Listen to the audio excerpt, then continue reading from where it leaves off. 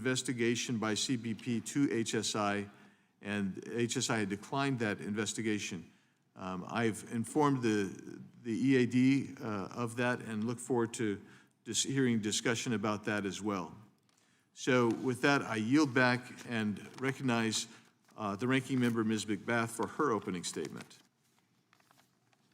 Thank you, Chairman Biggs, and thank you, Ms. Berger, for being with us today.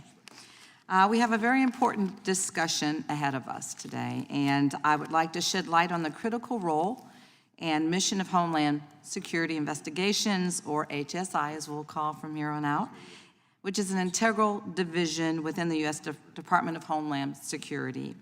HSI's nearly 9,000 person workforce operates in the United States and abroad, safeguarding our nation from a broad spectrum of threats that could compromise its security, safety, and well-being.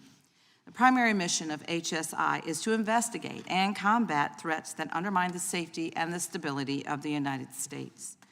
This mandate encompasses a wide array of responsibilities, reflecting the diverse nature of the threats we face in our interconnected world.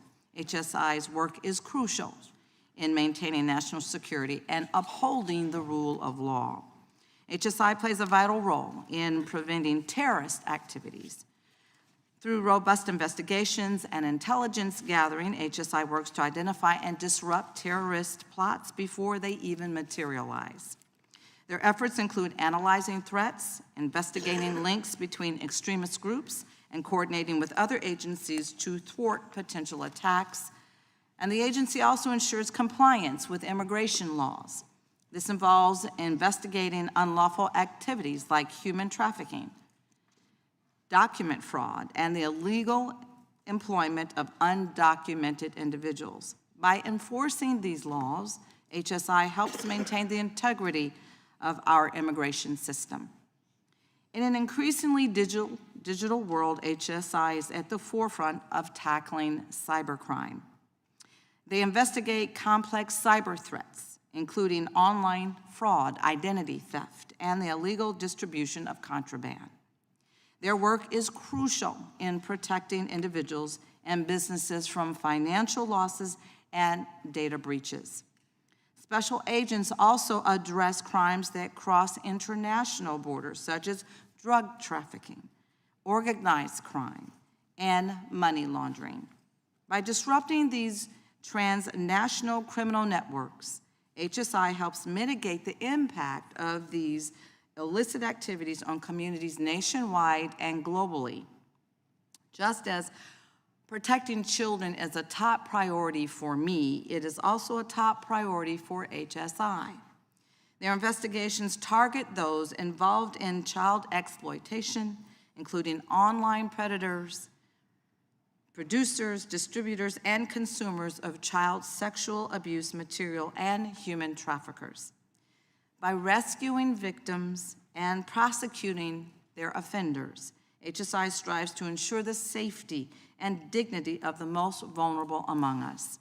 HSI's collaborative approach improves its effectiveness. The agency works closely with other federal, state, and local and international partners to address complex and evolving threats. This collaboration extends to leveraging advanced technology and data analysis and analytics to enhance investigative capabilities and operational efficiency. For example, investigators routinely partner with the National Center for Missing and Exploited Children to help identify and rescue sexually exploited children based largely on information that is extracted from images or videos found online. The technology used by purveyors of child sexual abuse material continues to evolve, leaving our children at even greater risk of harm. Atlanta, which I represent, for example, is one of the 14 cities with the highest rates of children used in sex trafficking and ranks just second in the country for the highest rate of human trafficking. Our children are our future and represent one of the most vulnerable populations. We must protect them and do everything in our power to ensure that they are safe and looked after. That is why I was so pleased that my bill, the End Child Exploitation Act, became law just recently. That law extends the period that technology companies must securely store information about child sexual abuse images that they report to NCMEC, to give law enforcement, including HSI agents and their investigative partners, a greater chance of rescuing and bringing home our missing and exploited children. HSI is pivotal to our national security. The agency tackles diverse threats with broad and unique investigative and enforcement authority, which requires Congress to ensure proper guardrails to provide effective oversight. Given the sensitive nature of their work and the potential for abuse of power, HSI must operate with a high level of accountability and oversight. Only through a commitment to prevent overreach, protect civil liberties, and promote accountability, transparency, and effective oversight can HSI maintain the trust and confidence of the public and truly carry out its central mission. Today's conversation should focus on what more Congress can do to make sure that this agency has what it needs to fulfill the crucial role in keeping us all safe. I'm here today to find solutions and ensure that HSI has the tools that it needs to be successful and to keep us all protected. I look forward to what you have to say. Director, I really do. Thank you so much, and I look forward to all of us supporting HSI, and I yield back. The gentlelady yields back. I now recognize the chairman of the full committee, Mr. Jordan, for his opening statement. I thank the chairman. I don't have an opening statement. I just want to thank the director for being here and for the work that her agency does, and we'll yield back.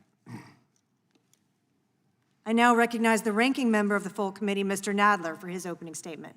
Thank you, Madam Chairman. Madam Chairman, Homeland Security Investigations, or HSI, is a vital component of the Department of Homeland Security, responsible for conducting a wide range of investigations related to national security, border security, transnational crime, child exploitation, human trafficking and smuggling, and other threats to the homeland. The daily work of HSI agents involves conducting complex investigations, gathering intelligence, and collaborating with domestic and international partners to disrupt criminal networks and prevent potential threats to national security and public safety. One of the key features of HSI is its broad authority to use various tools and strategies to protect the country from terrorist attacks, cyber threats, natural disasters, and other risks. HSI agents have the authority to arrest individuals, seize assets, and execute search warrants in pursuit of their mission to safeguard the nation from a variety of threats.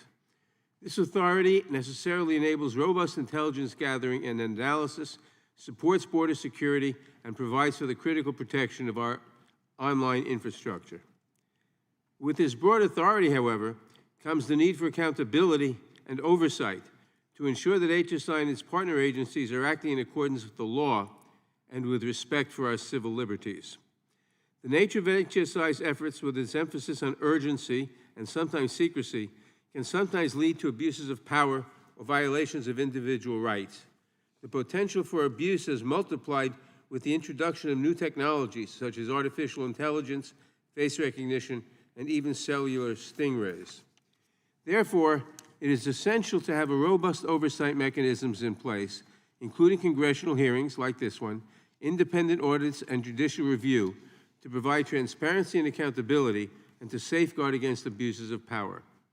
I hope that today's conversation includes a discussion of measures HSI has in place to ensure both transparency and accountability, which are crucial to maintaining public trust in the agency, protecting against the erosion of civil liberties in the name of national security, and ensuring that HSI's efforts are effective and proportionate to the threats it seeks to address. By promoting a culture of accountability and oversight, we can strike the right balance between protecting national security and our communities while safeguarding individual freedoms in a democratic society.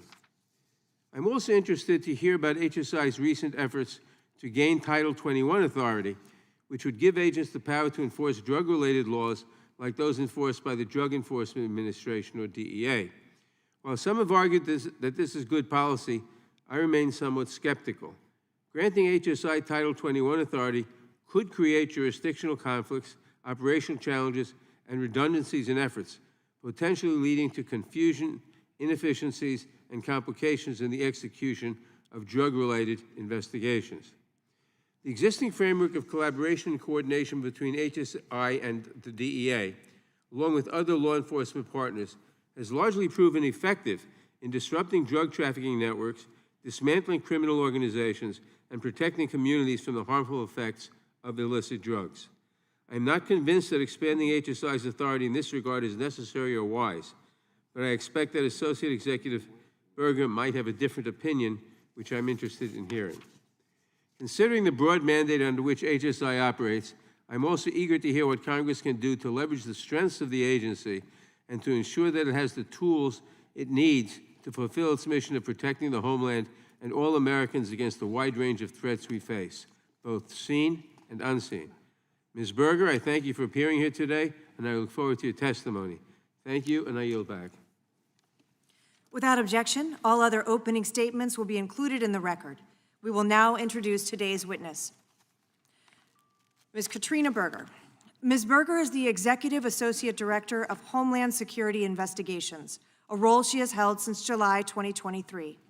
She previously served as the Special Agent in charge of HSI's Atlanta, Georgia office and has served for more than 25 years in law enforcement. We welcome our witness and thank her for appearing today. We will begin by swearing you in. Would you please rise and raise your right hand? Do you swear or affirm under penalty of perjury that the testimony you are about to give is true and correct, to the best of your knowledge, information, and belief, so help you God? Let the record reflect that the witness has answered in the affirmative. Thank you. Please know that your written testimony will be entered into the record in its entirety. Accordingly, we ask that you summarize your testimony. Ms. Berger, you may begin. Thank you. Chairman Biggs, Ranking Member McBath, and distinguished members of this committee, on behalf of HSI, I wish to express our condolences on the passing of Ranking Member Jackson Lee. As a special agent in charge in our Dallas, Texas office, I had the opportunity to meet with her on several occasions. She served our nation and the state of Texas as a dedicated member of this committee. Thank you for this opportunity to appear before you today and to discuss the tireless efforts that the men and women of HSI perform to safeguard our nation's security, public health, and economy by identifying, disrupting, and dismantling transnational polycriminal organizations. I am truly humbled to represent their exemplary service to this nation. I am a career special agent and currently serve as the Executive Associate Director of HSI. In this role, I lead 8,700 employees, including over 7,000 special agents assigned to 235 domestic field offices and 93 international offices in 56 countries. I also oversee our 9 headquarters divisions, 11 specialized national centers, and the administration of our $2.4 billion annual budget. HSI was formed with the creation of the Department of Homeland Security, with a merger of the investigative components of the legacy U.S. Customs and Immigration and Naturalization Services, and is the largest criminal investigative component of DHS, empowered with broad legal authority to conduct federal criminal investigations into the illegal cross-border movement of people and merchandise, to include goods, money, technology, and other contraband. HSI uses this broad authority to successfully investigate a wide array of transnational crimes, to include national security threats, narcotics and contraband smuggling, transnational criminal gang activity, child exploitation, human smuggling, human trafficking, illegal export of weapons and controlled technology, money laundering, financial fraud, cyber and cyber financial crimes, intellectual property theft, trade fraud, identity and benefit fraud, and human rights violations, including war crimes. HSI special agents collect evidence in furtherance of criminal prosecutions, which result in the conviction of individuals and the dismantlement of organizations which would exploit our nation's borders and threaten the public safety. HSI's international presence is the largest within DHS and enables HSI investigations to reach far beyond our national borders. HSI's cadre of internationally assigned special agents, criminal analysts, and mission support personnel work alongside locally employed staff and foreign law enforcement, customs, and immigration partners to advance HSI's investigation and the DHS mission around the world. HSI also leads 8 national whole-of-government centers combating transnational crime, including the Angel Watch Center, which partners with the U.S. Marshals and CBP to use flight data to identify and alert foreign law enforcement of the international travel plans of registered sex offenders. The DHS Center for Countering Human Trafficking, which provides investigative support and training, as well as services to trafficking victims. The Cross-Border Financial Crime Center, which leverages HSI's expertise in money laundering and financial crimes investigations with industry experts and foreign partners to identify the illicit movement of money worldwide. The DHS Cybercrime Center, or C3, which supports, among other programmatic areas, investigations into the production and distribution of child sexual abuse material and technical forensic support to cyber-enabled crimes.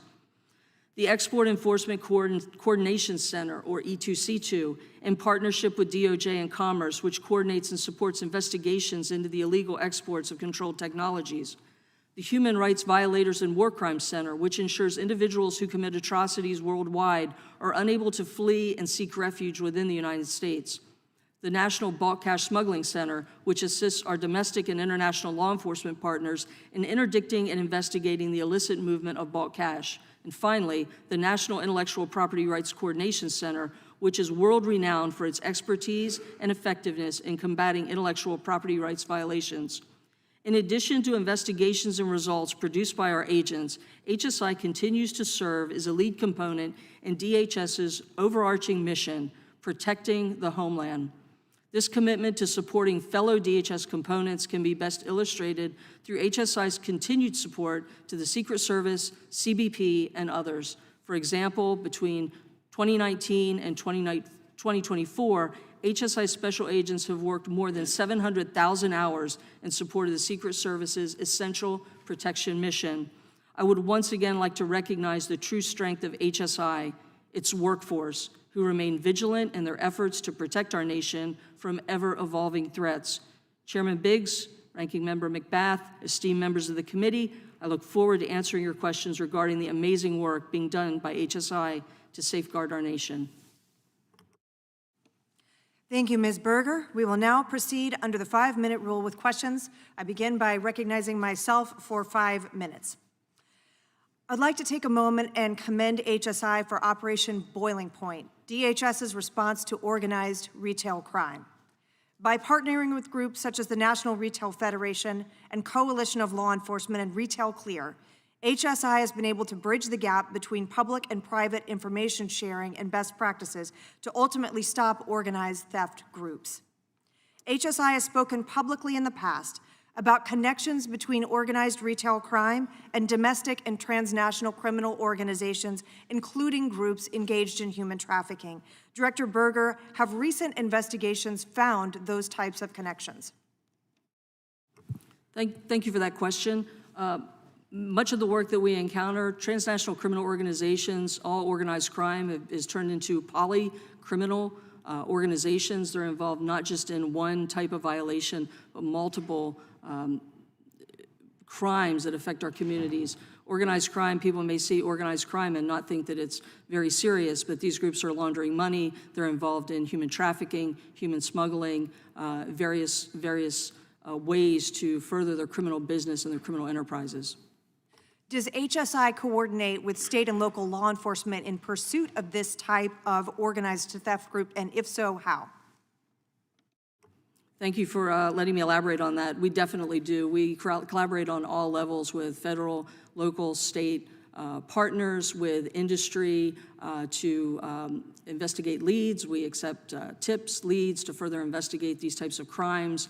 We do outreach with industry as well so that they recognize some of the factors, the things that they need to report if they see suspicious activity. And if you would, share with us what role, why you believe it is important, assuming that you do, that HSI and other federal agencies with multi-jurisdictional authority have a role in investigating and prosecuting organized retail theft. Thank you for letting me elaborate a little bit further. Again, it's not just the organized retail theft, it's all of the associated crimes that these polycriminal organizations are involved with that are impacting our communities. They are involved with illicit financial schemes, money laundering, human trafficking, human smuggling, Chinese money laundering operations. There's a whole plethora of violations and criminal activity that they're involved with that are putting our communities at risk. And on that subject of human trafficking, I'd like to turn your attention to the work that HSI does in combating child exploitation and cybercrimes, specifically the use of the Cybercrime Center, or C3. Would you please elaborate for us on C3, what it is, and how it operates? C3, the department, it's Department Cybercrime Center. It's an HSI-led cybercrime center focusing on crimes and internet-facilitated crimes. One of our flagship programs is our work in the child exploitation area. We actively investigate and prosecute individuals and organizations that are involved with the production and the distribution of child exploitation material. We take this very seriously. This is a global problem, far-reaching. We work with our international partners to help protect not only child victims in this country, but child victims around the world. And in that work, do you also partner with the National Center for Missing and Exploited Children? Yes, ma'am, we do. NCMEC, the National Center for Missing and Exploited Children, is a fabulous partner. We have personnel embedded with them. Tim Tebow and the Tim Tebow Foundation is also a phenomenal partner and provides us with a lot of support, especially in being able to bring experts in the field from some of our foreign partner organizations and partner law enforcement in different countries to come and help identify and rescue victims through Operation Renewed Hope. And actually, Operation Renewed Hope recently demonstrated an incredibly successful effort of partnership between HSI, NCMEC, the Tebow Foundation, and those partners you reference. Would you tell us a little bit more about that operation? And if you had additional resources and HSI agents working on that, is it something that you believe would be a successful effort in increasing the numbers of children who are rescued? Yes, ma'am, it definitely would. Certainly we can always do more when we have more, either in the terms of staffing or funding. There's a lot that we can do with technology, a lot of technology out there that we can really further the identification and rescue of child victims. Thank you, Ms. Berger. I now recognize the gentlewoman from Georgia, the ranking member, Ms. McBath. Thank you so much. Ms. Berger, it's common practice for federal agencies to work with local law enforcement, as you've mentioned today, to deliver assistance and partner on various efforts to track criminals, close cases, and share information. What specific initiatives or partnerships has HSI established in Atlanta, which I represent, to combat child sex trafficking? Thank you for that question, ma'am. Atlanta, being former special agent in charge there, and I maintain my residence there, is very near and dear to my heart.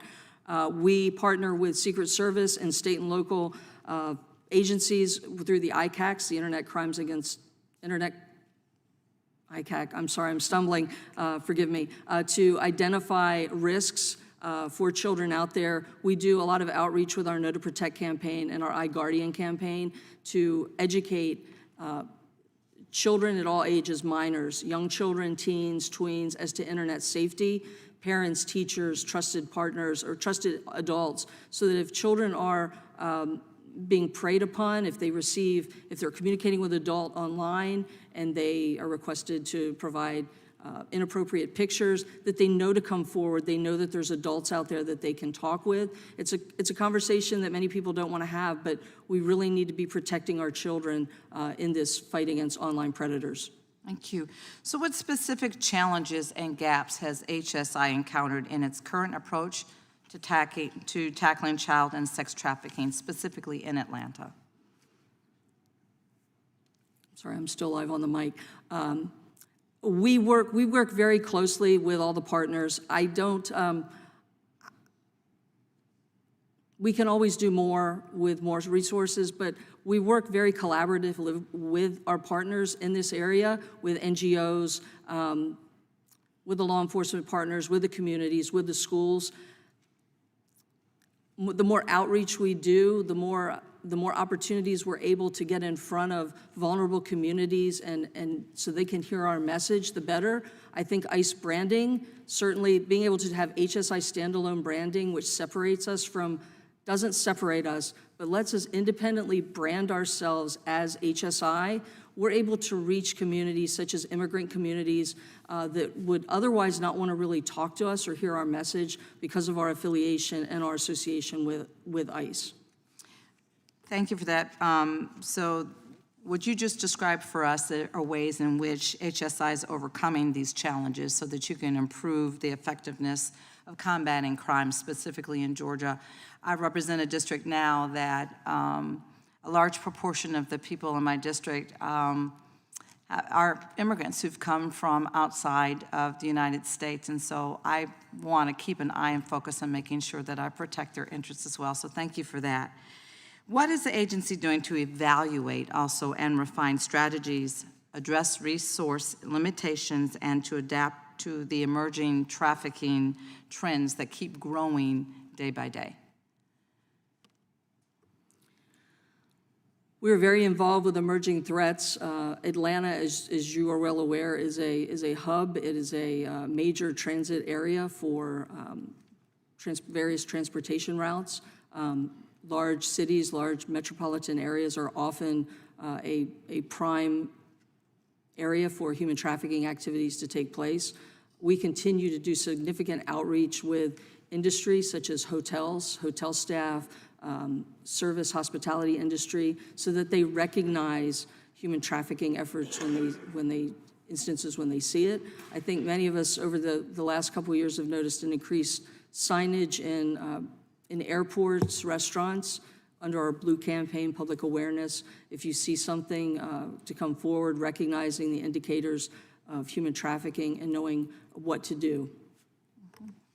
And I just want to say, I can remember when I was a flight attendant, I can remember, now I recognize what it was. I did not know at the time, but there would be many young women that would be put on the aircraft coming from either Texas or coming from New Mexico or Arizona, and they would get on board the aircraft and they would sit very quietly and they wouldn't answer any questions, they wouldn't say anything. And the minute they'd get off the aircraft, they would scatter into the bathrooms and scatter throughout the airport.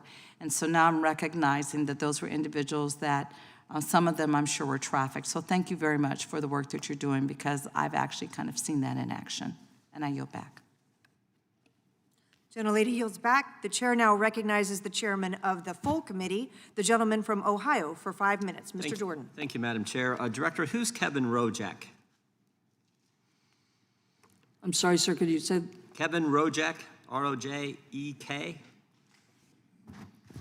I'm sorry, sir, I don't recognize the name. Well, he's the special agent in charge at the FBI Pittsburgh office looking into the assassination attempt on President Trump. Took place in Butler, Pennsylvania. My understanding is HSI had a number of agents at Butler at that particular day. Is that accurate? Yes, sir, that's correct. We had 16 agents, special agents assigned to the Butler farm You had 16 of your people there. 16, 1-6. Do you know how many Secret Service agents were there that day? No, sir, I don't. But you had 16 of your agents supplementing and helping with the security of President Trump on July 13th in Butler, Pennsylvania. We provided support to Secret Service as collateral law enforcement support. We were not in a position where we were directly protecting the principal. We would never, as HSI agents, be assigned to that position. But you were helping out that day. Yes, sir. And the guy who's doing the investigation, looking into what took place, where President Trump was hit by a bullet from the assassin, another American was killed, 2 other Americans were injured. The guy who was in charge of that investigation has not talked to you, even though 16 of your agents were there that day? No, sir. You don't even know Kevin Rojek, never heard of him? I haven't. I can tell you that Monday, after the assassination attempt in West Palm Beach, I reached out to Acting Deputy Director Vince Tutoni, who was in West Palm, or the vicinity at the time had gone down. I did speak to him on Monday to further. You reached out. I reached out to him, sir. Do you know who Jeffrey Veltri is? No, sir. Okay, he's the guy in Miami who works for the FBI who's overseeing what took place Sunday, the second assassination attempt on President Trump. You have not talked to him? No, sir. But you have actively reached out. And who's the individual you spoke to in Miami? He works for HSI? No, Vince Tutoni, he's the acting deputy director for Secret Service. For Secret Service, okay. I will say, if I may, certainly with an incident like this, they are certainly very busy. I did not take any offense that they did not reach out to me. Even though it's been 2 months? I mean, since the guy in Butler, that's 2 months ago, and the guy running the investigation has not reached out to the individual in charge of the 16 agents who were there who were supposed to be helping supplement the protection of the president, or former president? It's something, our support to Secret Service is something ongoing that we do all the time. It's baked into our mission. We've done this Do you historically. have agents in Miami on Sunday working on President Trump's detail or helping supplement his Secret Service detail? Yes, sir, we had 4. You had 4? We had 4. 2 were on shift and 2 were on shift, not in the immediate vicinity. 2 were not on shift at the time of the So you had agents at both of the assassination attempts on the former president, and the individuals at the FBI conducting the investigations have not talked to you. In one case, that's been over 2 months ago. Correct. That's your testimony today. Is that accurate? Correct. I find that troubling. I find that troubling. Let's switch here for a second. What type of training do your agents receive before they, well, let me ask this. How long has HSI been supplementing the Secret Service and giving agents to help the Secret Service in their duties? Sir, thank you for that question. Certainly back to our time when we were U.S. Customs Service agents with Secret Service under the Department of Treasury. I don't have the exact date, but this is historically something that we have supported Secret Service. I personally... Fairly common, you're Yes. saying. Okay, and is it common to have like that many agents at an event with the former president? Like, was that unusual, or is 16 kind of normal, or do you sometimes have more, sometimes, what's kind of normal? It varies based on the need and the situation. Is it ongoing? Does President Trump always have some HSI people with him now when he's traveling, or even it looks like when he's at his residence in Florida? We provide support to Secret Service, and then they assign our personnel as needed. Okay, okay. Madam Chair, I just find it, I find it kind of astonishing that the people doing the investigation haven't talked to the individual who's in charge of so many of these agents who've been supplementing President Trump's security detail. Maybe that's why it's good that in the case of what happened on Sunday, Governor DeSantis is actually doing his own investigation. Maybe that'll be done a little bit better. With that, I yield back to the chairman of the committee. Will you yield me just a moment? Yeah, you got the last. Thank you, Mr. Chairman. Director, my question is, the UN General Assembly is going this week and next week. You have HSI agents supporting protective duty there as well? I'm sorry, for UNGA, for For UN UNGA, General yes. Assembly? General Assembly? Yes, sir, we do. We have around 1,200 agents supporting the UN General Assembly. 1,200. And what percentage of the entire complement of agents that you have is supporting UNGA right now? We have around, my math isn't great, around 7,600 agents. So we have about 1,200 supporting UNGA. So it's about 18%, something like that, maybe? It's a significant number of agents. Thank you, and thank you for yielding to me, Mr. Chairman. Mr. Nadler is recognized for his 5 minutes of questions. Thank you, Mr. Chairman. Ms. Berger, as I noted in my opening statement, I'm somewhat skeptical of the proposal to grant Title 21 authority to HSI, but I want to give you the opportunity to make the case for why it is necessary and appropriate. In your opinion, what specific limitations or challenges does HSI face in drug enforcement without Title 21 authority, and how does this lack of authority impact the effectiveness of HSI's operations in this area?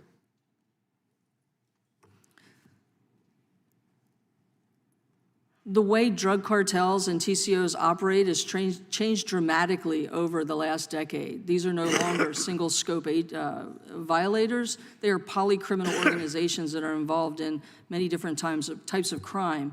HSI, as an agency that investigates polycriminal activity, is well-poised and well-positioned to attack these polycriminal organizations on all aspects of their criminal activity. For instance, if One of the limitations we face right now, if HSI is working a human smuggling case, and they discover that the organization is also involved in narcotic smuggling, we have to pause our investigation. Really not pause, we have to stop our investigation and take time to complete other administrative tasks with DEA. We totally lose the momentum on the case. Oftentimes we may lose evidence, we may lose the opportunity to identify witnesses, use cooperating defendants, execute controlled deliveries to identify more violators that are involved in these sorts of activities, rescue victims. It really slows us down tremendously and affects these cases in a very negative way. Thank you. And if granted Title 21 authority, how would HSI avoid conflicts with DEA investigations? DEA is a great partner. We have collaborated traditionally, historically, over the years, and many of our very best cases against the cartels and TCOs have been worked jointly and collaboratively with DEA. We deconflict regularly with DEA. The deconfliction would not stop, and I envision we would continue to work collectively and collaboratively against these organizations that are bringing fentanyl into our communities and killing our friends, family members, other community members. I assume, my next question you may have just answered, and that is, how would you minimize redundancies and inefficiencies created by giving overlapping authority to multiple agencies? Sir, thank you for the question. And it may look like there are redundancies, and there are some redundancies, but we all bring very unique authorities to the table. All of the agencies have different authorities and different expertise. Our history as a U.S. Customs Service agency and our work with our foreign partners, our international presence, our expertise with the supply chain, with our collaboration with CBP really gives us the unique abilities to attack this problem at all parts of the supply chain. It wouldn't really be redundant. We would really be leveraging all of our joint and very unique and distinct expertise to bring so much additional effort and fight against these cartels. Title 21 would easily bring 10,000 trained law enforcement professionals between my HSI criminal investigators and our task force officers immediately, 10,000 more trained law enforcement professionals to the fight against fentanyl at no cost to the U.S. government or the American people. No cost. What additional resources or support would be necessary for HSI to effectively exercise Title 21 authority, and how would HSI plan to manage these resources effectively? I'm sorry, sir. What additional resources or support would be necessary for HSI to effectively exercise Title 21 authority, and how would HSI plan to manage these resources effectively? We wouldn't need any additional resources to execute this. There would be some minimal training that may be involved. I don't see it being extensive. Okay. My last question. I also discussed in my opening statement the need for greater transparency and accountability to HSI. We know that the Attorney General's guidelines for domestic FBI operations govern the FBI's investigative authorities. Has HSI developed similar guidelines for its agencies? If not, why not? And are there plans to do so? And what specific oversight mechanisms are in place to ensure that HSI's broad authority is exercised within the bounds of the law? And how are these mechanisms monitored and enforced? And that's really like two questions. The gentleman's time has expired, but you may answer the question, please. Certainly, any authorities that we have, any technologies that we utilize, we are very concerned with preserving constitutional protections, civil liberties, civil rights. I was a public defender prior to being hired on as a special agent. I am very, very well aware of the rights of the community, the accused, and we certainly something that's in the forefront of everything that we do, and we're certainly very transparent. But my question was, has HSI developed similar guidelines for its agents, similar to the Attorney General's guidelines for domestic FBI operations? The gentleman's time has expired. The chair recognizes the gentleman from Florida, Mr. Gates. Thanks for being here. You had 16 people at Butler, and my question is, did they participate in a morning muster meeting that day of the attempted assassination? Thank you for the question. I would have to defer any questions as to the on-the-ground operational activity in Butler to the Secret Service. But I'm asking about your people, because the problem we're having, and Republicans and Democrats have noted, is we're not getting really forthright answers from the Secret Service in a timely way. And your agents, you had 16 people there, and those people either participated in a morning muster meeting, which is the protocol to make sure everyone's on the same page, has the same comms, that all the duties are correctly assigned and prepared to be executed. So can you get back to the committee with just a yes or no on whether or not they participated in that morning? Yes. Okay, good, great. I now want to talk about Ryan Roth. Ryan Roth is the person who attempted to assassinate President Trump at his golf club in Florida. And was Ryan Roth ever referred to HSI for further investigation of his activities? Thank you for the question, sir. I recently, just this morning, learned there was an article that he was, when he entered back into the country from overseas, CBP had contacted HSI, and I read all of the items, the things that he was stating, and basically as a U.S. citizen returning to our country from Ukraine as a freedom fighter. Based on the information that I read, there would not have been any reason to immediately take him into custody. He had not made any threats, for instance, against the president or former President Trump. HSI responds to port of entry calls, hundreds of responses, probably daily. Just because a person isn't taken into custody immediately doesn't mean that they're not subject of a longer-term investigation. But you can confirm the Just the News reporting that the suspected Trump attempted assassin was flagged by CBP and was referred to HSI. Can you confirm that? Yes. Yes, okay, so, and it was kind of a crazy story. So is it legal for someone to go recruit for a foreign military? Does that break any laws? I don't know, sir. I would have to look into that a little bit further. Me too, frankly, but if recruiting for a foreign military was somehow improper, then that would necessitate some need for investigation, I would think. And here's the story that CBP picked up when they referred it to HSI. They say in their memo, suspect is a U.S. citizen who traveled to Kyiv, Ukraine, for 3 months to help recruit soldiers from Afghanistan, Moldova, and Taiwan to fight in the Ukrainian war against Russia. Subject stated that he does not get paid for his recruiting efforts, and all his work for the Ukrainian government is strictly volunteer work.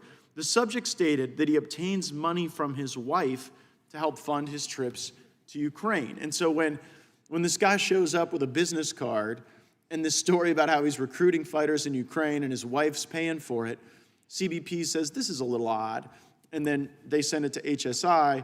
HSI declines to further investigate. And what you're saying is you think based on the facts that you're aware of now, that was the right decision by HSI.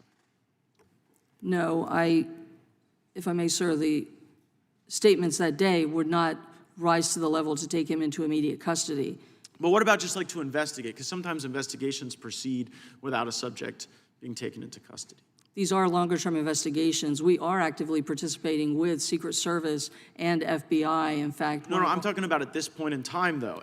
Here's what you got to answer for me. When CBP refers this to HSI, what I believe happened is the HSI declined not only to incarcerate this person, but to further investigate the person. Are you saying that they declined to investigate, or that investigation went forward and the attempted assassination occurred during the pendency of that investigation? I would have to look into that a little bit further, sir. I'll get back to you on that. Yeah, I think that's going to be a really important second thing for you to get back to us on, is whether or not HSI made an active decision in real time to decline further investigation of this person. And frankly, I mean, this isn't someone who, was jaywalking. They tried to kill the leading I mean, they tried to kill the leading Republican candidate for president and the former president of the United States, and so I really think it's important to get those answers. I thank you for being here. Thank you for all the good work of your agency, and I yield back. Thank you, gentleman yields back. I now, for just a moment of housekeeping, yield a minute to the ranking member of the whole committee, Mr. Nadler, for just one moment. Thank you, Mr. Chairman. Mr. Chairman, I just want to note the presence and welcome the newest member of the subcommittee, Chuy Garcia of Chicago. Tomorrow at the full committee markup, I'll have a more formal and more fulsome introduction. Thank you, Mr. Nadler, and welcome, Representative Garcia. Welcome. Chair now recognizes Representative Dean for her 5 minutes. Thank you, Chairman Biggs, Ranking Member McBath, for holding this important hearing, and welcome, Chuy. Director Berger, I hope you will convey my thanks to the more than 10,000 employees who you oversee and who are on the front lines of critical issues that we've been discussing, like drug trafficking, child sexual exploitation, national security, just to name a few. It is September, it is Recovery Month, and I have a son who is more than 11 years in recovery, and yet I have friends who have lost sons and daughters to fentanyl poisoning, to overdose. The crisis is extraordinary, and I think I want to know from you, from the front lines, what you are seeing. We know that, for example, last year, more than 80,000 people died of opioid overdose. More than 108,000 people died of drug overdose, but 80,000 of opioid overdose. That is almost twice the number of people who die in car crashes in a single year. It's a staggering number. So on the issue of fentanyl and drug trafficking, how does HSI engage with communities and stakeholders affected by drug trafficking? And how do you measure success around the seizure and the reduction of fentanyl coming into our communities? Thank you for the question, and I agree. Hundreds of thousands of people are dying, and it's an epidemic that HSI brings a lot of our authorities to that fight against the fentanyl epidemic. We work with communities. We work with locally with our border enforcement security task forces, with state, local, tribal officials to further investigations into the criminal organizations that are bringing this poison into our communities. We work beyond our borders with our attaché offices and our transnational criminal investigative units in other countries to start targeting shipments of precursor chemicals and fentanyl-producing equipment such as pill presses that are exported predominantly from China into Mexico.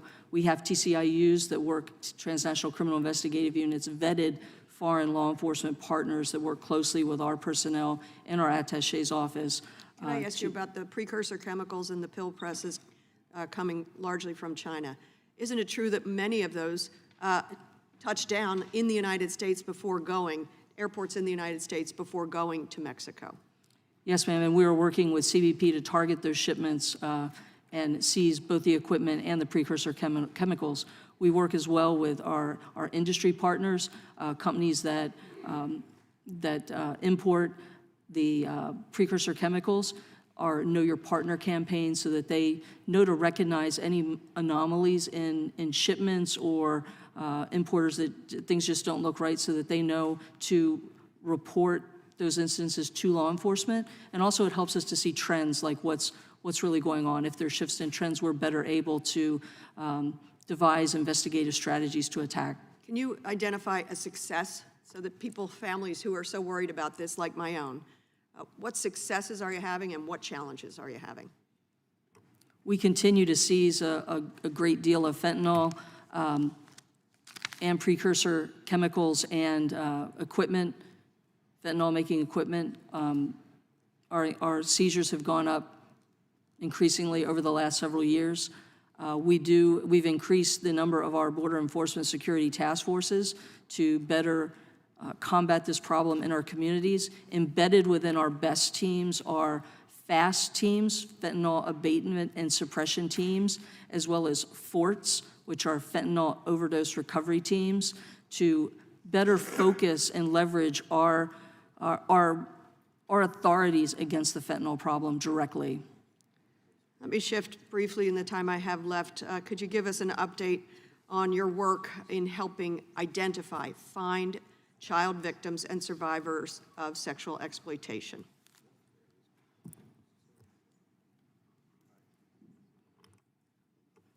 Thank you for the question, ma'am. We take leads from any source. If someone has information about a child victim, a victim of child sexual abuse or human trafficking, we welcome those leads and rely on them heavily to advance our investigations. And what role does AI play in identifying victims? AI, thank you for the question regarding AI. We hear a lot about it in the news. There are some very valid uses that we have for AI. We're having tremendous success with the identification of child victims in sexual exploitation material. Thank you, and I apologize, and I yield back. Thank you. Thank you, Director. Chair recognizes now the gentleman from Texas, Mr. Nels. Thank you, sir. Ma'am, thank you for being here. I think Ms. Dean said it, you know, we have people dying of fentanyl, drug trafficking, serious issue in our country. I was an old sheriff. We dealt with it in our county when I was a sheriff. I was listening what the chairman of the full committee said a few minutes ago about Butler, you having 16 agents there. Then I hear the chairman of this subcommittee talk about, so you have 7,100 agents, I guess, and what is your staffing? You maybe have 7,100 funding, but how many do you actually have? What's your, do you know what that number would be? Are you staffed at 90, 95%? Or? Have it in here. All right, well, maybe somebody behind you can answer that, but let me, this is the issue I have. So the UN General Assembly, did you say you're sending 1,200 of your agents up there? That's correct, sir. 1,200. So when you find out the number, let's say you've got 7,000, 6,800, whatever that number, so you're gonna send 1,200. So 25% of your workforce is going to go to, is it New York for a couple of weeks? Is that the assignment to augment or supplement the Secret Service? That's correct. Do you ever just raise your hand or just stop and say, I can't send you 1,200 agents? The hell am I gonna do that for? We've got a border, we're losing 100,000 people to drug trafficking, to sex trafficking, everything taking place, and you're up there at the UN with 25% of your workforce. Do you ever say, that's not, I'm looking at your mission statement. The mission of HSI is to investigate, disrupt, and dismantle TCOs, which are transnational criminal organizations, and national security threats seeking to exploit the customs and immigration laws of the United States. Now, so I don't know how many human smuggling cases do you anticipate investigating at the UN? The support to Secret Service is an It's not the question. How many human smuggling cases? I mean, that's one of your missions. You ain't gonna investigate any of those at the UN. Do we consider, I mean, how many transnational criminal organizations do you anticipate investigating at the UN Assembly? Unless we consider the UN a transnational criminal organization. The point I'm trying to make is, as a leader, do you ever say, you're taking 25% of my workforce? And I don't think, quite honestly, you must not really be very well respected by the FBI. I say that because if the FBI, the lead investigator, Butler, never even contacted any of your 16 agents, you may just be filling a gap. That would be insulting, if, in my opinion, if the FBI, you have 16 people there to supplement, augment, whatever, and so what were you doing? Were you out in the parking lot with a road guard vest and a wand? I think you need to focus on what your true mission is, and that is, the mission at hand is to try to prevent the deaths of fentanyl and these organizations of sex trafficking coming in. But apparently, you're everywhere else. You quote, 101,000 Americans died from drug overdoses with fentanyl and other synthetic opioids responsible for 2/3 of these deaths in a 12-month period in 2024. But yet, oh, don't worry about it, we're gonna send 25% of our workforce up to New York for a couple of weeks. We're losing too many people. 41,000 pounds of fentanyl seized in 2023. How much do you think it gets through that's not detected? How much fentanyl would you estimate gets smuggled that goes undetected? I can't answer that, sir. Bunches, I'm sure. Houston, I represent Texas. 604 people died in 2023 of fentanyl poisoning. But yet, okay, let's send 25% of them up there to New York. Don't worry about it. We'll put the health and welfare of the American people last. We've got a problem on our hands, and our government now spends billions of dollars to combat the problem President Biden created in day one of his administration.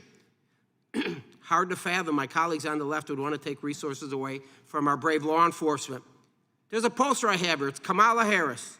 She's the leader of the Democrat Party. In 2019, an ACLU candidate questionnaire, she quoted, "As president, I will fight to pass my Detention Oversight, Not Expansion Act into law, which would increase oversight of ICE detention beds, slash detention by 50%, 50% detention bed, and halt funding for the construction or expansion of new facilities."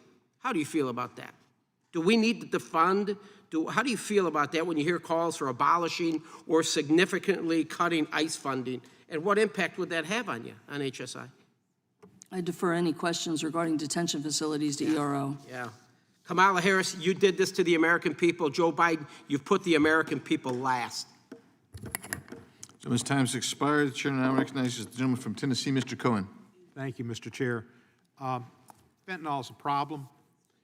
Do you have any idea what percentage of fentanyl comes into this country through trucks coming from South America, airplanes coming from other countries, or by immigrants bringing it in their purses? Thank you for the question, sir. I don't have any breakdown, but we can work on that and get you some follow-up information. Do you have any idea at all? Does most of it come by one way or another? Does it come by trucks coming in, or by people coming in, or by airplanes, or what? It's coming in various ways, trucks, consignment hubs. I'd be a lot more comfortable getting back to some definitive information as to if we can put some figures to that. I think it'd be much more accurate. I want to give you accurate information. I don't need it to the exact number. I just want a ballpark figure. Can you give me a guess? What's your best estimate? Which is the most likely source? Again, sir, I don't want to guess. I don't want you to guess. I want to use your information and give me your opinion based on your history of knowing where fentanyl comes from. I can't say, sir. I'm sorry. All right, that's ridiculous, but I'll let it go.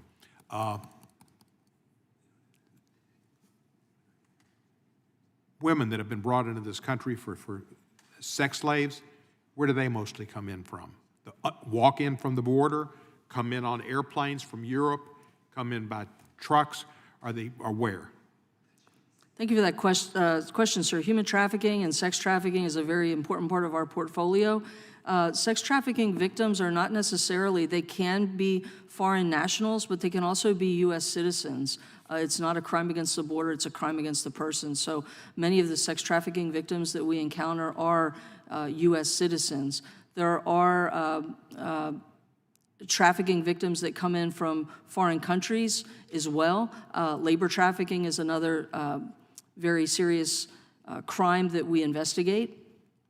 How do the human trafficked people come into our country, the ones that aren't born here? They can come in various ways through... What is the main way they come in? They can come in across our land border, ports of entry, they can come in on... Well, I understand that they can parachute in from a Chinese balloon, but what is the main way they come in? I would say the land border, sir. They come into the land border. And do you think they come in on foot or in trucks or in vans? Again, sir, I don't have specific statistics for you. I can get back to you with that information, however. Do you work with companies like FedEx on trying to ferret out importation of drugs? Correct, sir, and other contraband. And do you have agents at FedEx in Memphis at their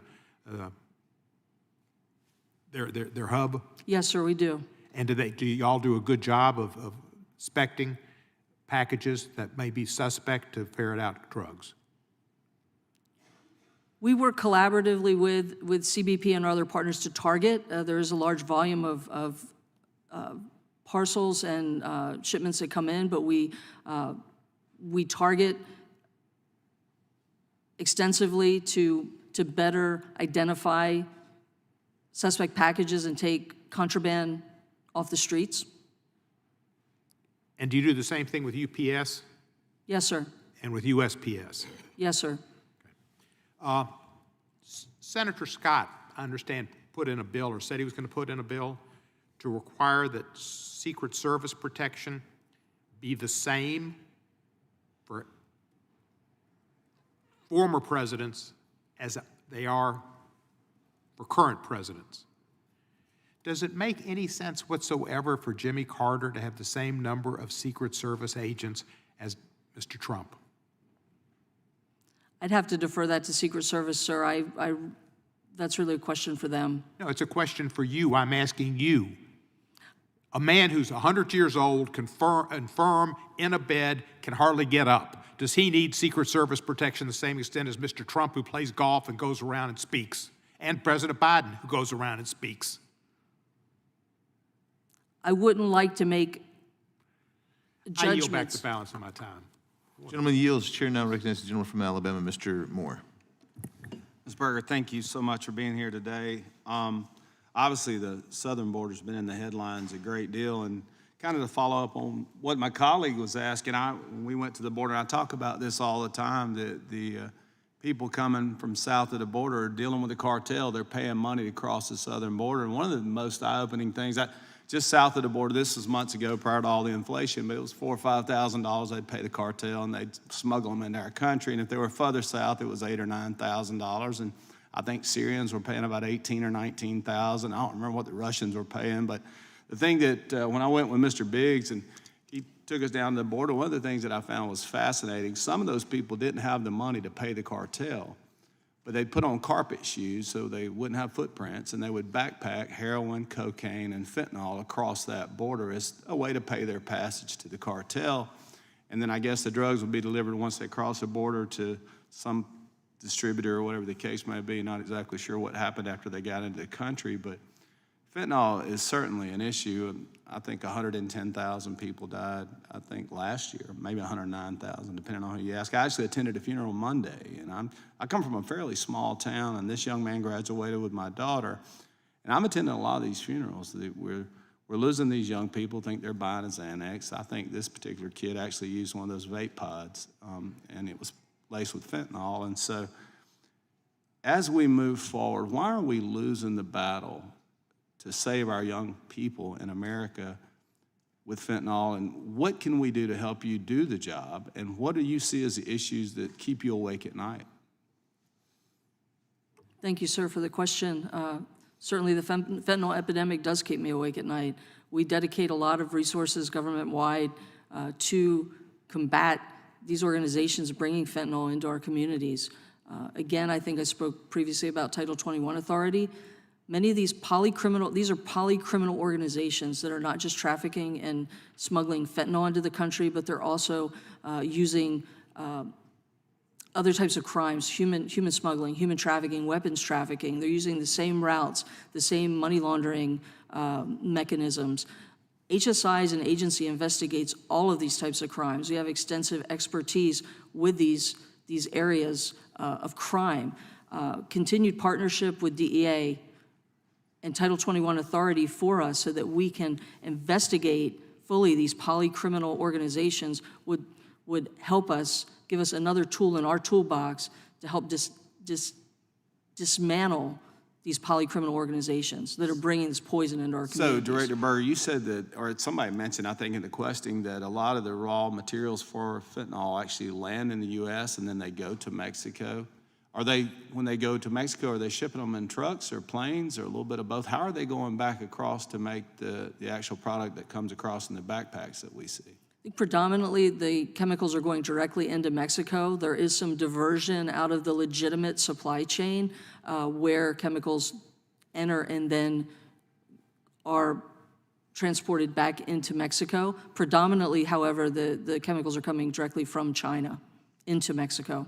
So I mean, to get to the causation, what do you think immediately we can do? I mean, I understand you need more resources and we need more investigation, and this thing is a trans-global, whatever, crime syndicate, whatever you want to call it, but what immediately, why are we seeing such a spike? What is going on, and what could we do as Congress immediately to put a halt to some of this? What do you see we need to do? And I get tired of apologizing to these families for losing these children. Sir, I think what we've historically been doing to combat fentanyl it's just not working, and we need to look at this problem differently and really change the way we're doing business. The criminal cartels, criminal organizations have changed the way they do business, and we need to be nimble and be able to effectively hit them back hard with all the authorities that we have. And HSI has those authorities. The Title 21, as I said, would bring 10,000 more investigators to this fight at no cost to the U.S. government. Well, I want to segue real quick. I've got about 15 seconds. You said there were 16 agents in Butler County, Pennsylvania, the day that the assassination attempt on President Trump happened. I guess it was the 13th. What specific training is provided to those agents that are assisting Secret Service? I'm out of time. Would you like me to? Yes, the gentleman's time's expired, but you may answer the question, Director. Our workforce are highly trained federal law enforcement professionals. We go through 6 months of training at the Federal Law Enforcement Training Center in Glencoe, Georgia. They also, all of our agents go through continuing training throughout their service with the agency. In addition to that, there is a virtual training that agents complete prior to their deployment on a Secret Service detail, but that deals... Is it virtual training, though? It is a virtual training. Okay. I'll yield back, Mr. Chairman. I apologize. All right. I accept your apology. Chair now recognizes the gentleman from Georgia, Mr. Johnson. Thank you, Mr. Chairman. Ms. Berger, thank you so much for your testimony and also for the excellent work that you do, along with your 8,700 colleagues that keep America safe every day. And I particularly commend you for your previous work as you were in HSI Atlanta for a second, and I appreciate that. Ma'am, cryptocurrency allows for secrecy and impunity in financial transactions. Isn't that correct? Correct, sir. And the use of cryptocurrency by international criminals creates unique challenges to our national security. Is that correct? I would agree with that. And the use of crypto in the global financial system continues to grow, and criminal actors are increasingly using cryptocurrency to facilitate their criminal activities. Is that correct? Among other different techniques as well. And the criminal activities that are being facilitated by the use of crypto include drug trafficking, Correct, sir. illegal gun trafficking, Correct. international child exploitation, Correct. human trafficking, Correct. financial scams and financial fraud. I think all sorts of criminal activity can be facilitated by cryptocurrency transactions. And criminals prefer cryptocurrency because it enables them to generate wealth while avoiding transparency required under traditional banking structures, which are well regulated by U.S. law, correct? Yes, sir. And international criminals use cryptocurrency to secretly move illicit financial proceeds across international boundaries, including to places like Russia and North Korea, correct? I would assume so, yes. And you're aware of the fact that just this past, I think it was, it was Sunday night or Monday night, Donald Trump rolled out his new cryptocurrency company, World Liberty Financial. No, sir, I wasn't aware of that. We're not aware of that? No, sir.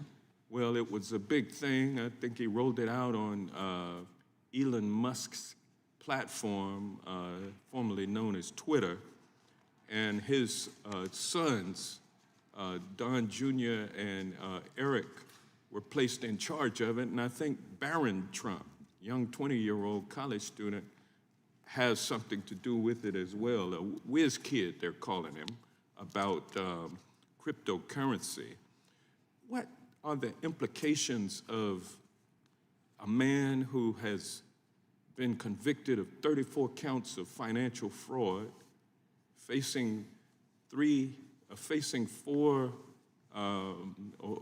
additional indictments alleging criminal activity, getting his hands on the levers of power over our international national security criminal law investigations like the ones that your agency is responsible for conducting. What are the implications of that? I'm not a cryptocurrency expert. I know that all cryptocurrency is not illegal, the use of it. I think I'm a little long in the tooth for cryptocurrency, quite frankly. I can't really speak to that. I don't have enough information about that, sir. Well, I'm concerned about it, and I know that perhaps there might be some colleagues on the other side of the aisle who might be concerned about it as well. But in addition to cryptocurrency, there are other emerging threats. What proactive measures does HSI take when it comes to emerging threats like cryptocurrency and the use of cryptocurrency to facilitate crime, international crime? Thank you for that question. Certainly, I'd like to highlight our Cross-Border Financial Crime Center, which leverages our relationships with our partners as well as banking and financial industries to look at various emerging trends with money laundering and other schemes that criminal organizations are using to launder their illicit finances. And a president Gentleman's of the United States. Gentleman's time has expired. I recognize now the gentleman from Illinois, Mr. Garcia, and I welcome you to the committee, Mr. Garcia. Thank you, Chair Biggs. It's an honor to join the Judiciary Committee. And thank you, Ms. Berger, for your service and those of all your personnel. As we've discussed, HSI is interpreting its authority in an overly broad manner, in my opinion, and it continues to expand. This can spill over into jurisdictions of other federal agencies and where HSI has little or no documented experience and lead to government surveillance without any suspicion or wrongdoing. These broad surveillance powers are of concerns to many of the communities represented in this room, certainly mine, and that fear is acute in a district like mine.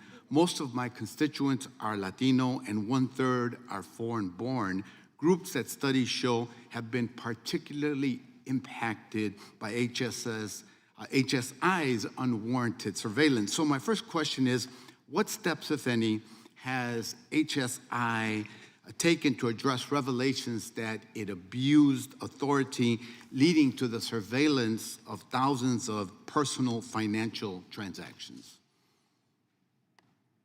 Thank you for the question, sir. I'm not familiar. I'm not sure I'm tracking specifically what you're asking about. We don't engage in unwarranted surveillance. If we are conducting surveillance on individuals, it's because they are subjects of active investigations.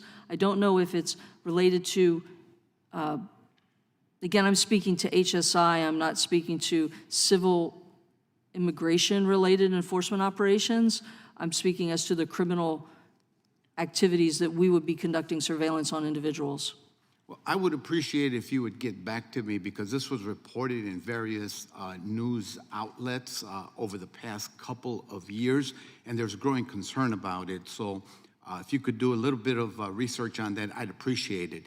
And real quick, changing gears, there's another area where HSI takes an inappropriately expansive view of its role, and that's immigration enforcement. So just for some context here, Although HSI's mission has more to do with transnational crime, it regularly involves itself in raids targeting undocumented workers.